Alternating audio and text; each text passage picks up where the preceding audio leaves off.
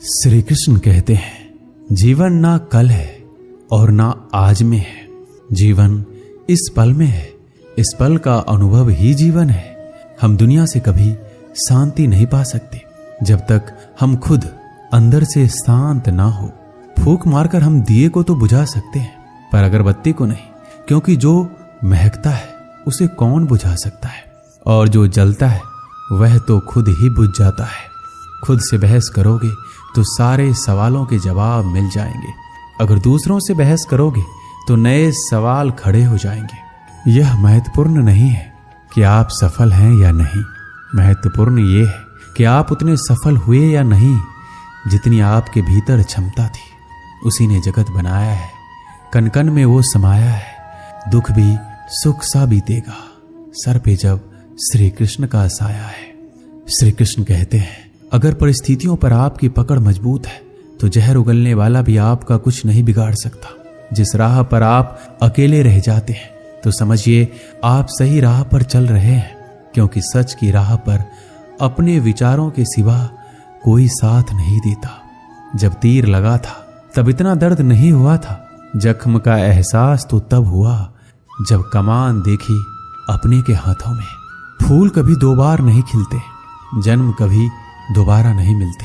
मिलने को तो हजारों लोग मिल जाते हैं, पर आपकी लाखों गलतियां माफ करने वाले माँ बाप नहीं मिलते। दुनिया में किसी पर हद से ज्यादा निर्भर ना रहे, क्योंकि जब आप किसी की छाया में होते हैं तो आपको अपनी परछाई नजर नहीं आती। वो बिन कहे मोहब्बत करते रहे और हम उनसे कहने के लिए तरसते रहे।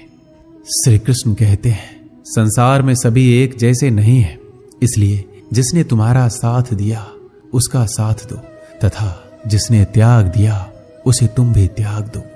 आत्मा को निरंतर साफ करते रहे, दुनिया को निरंतर माफ करते रहे और परमात्मा को निरंतर याद करते रहे। जीवन सरल हो जाएगा।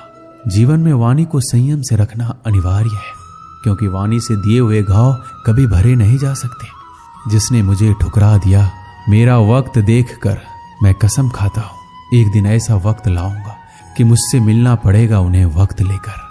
श्री कृष्ण कहते हैं, जिंदगी में एक वक्त ऐसा भी आता है कि सब कुछ ठीक होने के बावजूद भी इंसान मुस्कुराना भूल जाता है। लोग कहते हैं किसी एक के चले जाने से जिंदगी नहीं रुक जाती, मगर ये नहीं जानते कि लाखों के मिल जाने से भी उस एक की कमी पूरी नहीं होती। किस पर ठहरती है नजर, यह नजर नजर की बात है। कौन किसका बन जाता है, ये किस्मत की बात है। किसी के लिए पूर्ण समर्पित होना मुश्किल नहीं है। अगर आपको जिंदगी में सफल बनना है तो सफल आदमी से ज्यादा असफल आदमी की कहानी पढ़ना होगा, क्योंकि सफल आदमी की कहानी से आपको सिर्फ सार मिलेगा, लेकिन असफल आदमी की कहानी से आपको सफल होने का ज्ञान मिलेगा। कामयाब होने के लिए एक तड़फ होनी चाहिए। दुनिया में हर कोई कामयाब होना चाहता है, लेकिन हर कोई कामयाब हो नहीं पाता। जिसके मन में अपने लक्ष्य के प्रति तड़फ होता है, कामयाबी उन्हीं को मिलती है। अपनी नजर हमेशा उस चीज पर रखो जिसे तुम पाना चाहते हो, उस चीज पर नहीं जिसे तुम खो चुके हो। श्री कृष्ण कहते हैं,